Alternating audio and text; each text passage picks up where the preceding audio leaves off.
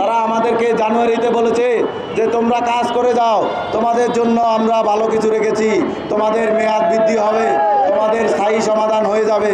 কিন্তু না, আমাদের কোনো ধরনের স্থায়ী সমাধান হয়নি। এটা অত্যন্ত দুঃখজনক। আমরা আপনাদের সংবাদ মাধ্যমকে মনে করি জাতির বিবেক, আপনাদের কাছে প্রশ্ন ছুড়ে দিলাম, এই সমাধান আমরা কোথায় পাবো? আমরা প্রধান উপদেষ্টা সহ স্বাস্থ্য উপদেষ্টা মহোদয়ের দৃষ্টি আকর্ষণ করে বলতে চাই, এই মহামারী যোদ্ধাদেরকে আপনারা রাস্তায় না ঠেলে তাদেরকে স্বাস্থ্যকর্মী হিসাবে তাদেরকে হাসপাতালের দিকে যেতে দিন। তাদেরকে এই রাস্তায় থেকে আপনারা হাসপাতালে যাওয়ার ব্যবস্থা করুন। তাদের দাবি দেওয়া নিতান্তই যৌক্তিক। আমাদের কাছে আপনারা টেবিলে এসে আলোচনায় বসুন, প্রয়োজনে আমাদের কথা শুনুন। কিন্তু না, আপনারা আমাদেরকে ডাকছেন না, আমাদের কথা শুনছেন না।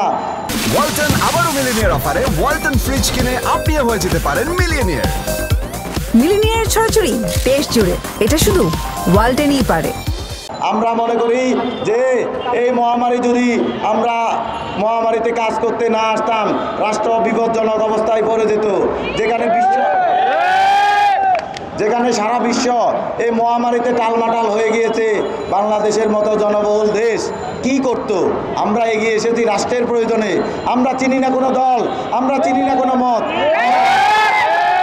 আমরা রাষ্ট্রের প্রয়োজনে এসেছি। আমরা এটাই জানি, রাষ্ট্রকে আমরা ভালোবেসে রাষ্ট্রের সেবা দিয়ে গেছি। এখন মানবতা নাকি মরে গেছে, এখন নাকি মানবতা নেই, যা অত্যন্তই দুঃখজনক। মানবতা যদি মরে যায়, তাহলে মহামারীর সময় কেন মানবতা দেখিয়ে আমরা আসলাম বলেন?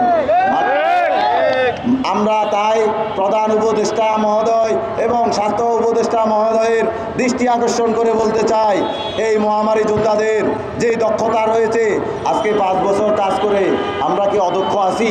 আপনাদের কাছে প্রশ্ন ছুড়ে দিতে চাই। 4 বছর কাজ করার পরে এই দক্ষ জনবল, রাষ্ট্রের যে সংবিধান, রাষ্ট্রের যে নীতিমালা, সেখানে স্পষ্ট লেখা আছে দক্ষ জনবল রাষ্ট্রের সম্পদ।